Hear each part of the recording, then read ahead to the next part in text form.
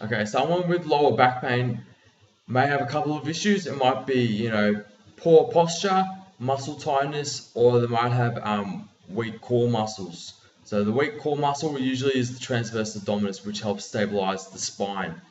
They cannot perform exercises standing.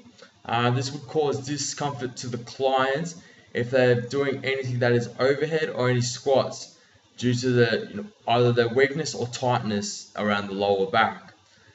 Basically, one way to go around this is to make sure if they are doing something standing, it is supported, such as if they're doing a squat, make sure it is with a fit ball behind their back against the wall. So they've got the pressure, the back pressure is eased up by the actual fit ball, and this will allow them to perform the exercise effectively.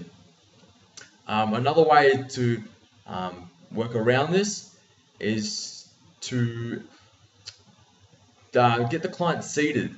So when you get the client seated, it takes a lot of stress out of their back, because when you're standing up, you have to use your core muscles to stabilize yourself when you're doing movements. So one way you could do this, any shoulder presses that are overhead, if you're performing a dumbbell overhead, you pretty much just perform it seated.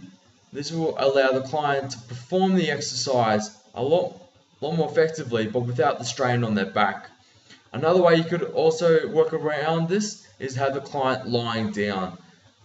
There are some exercises that you could do when you're lying down, such as lying down on the back.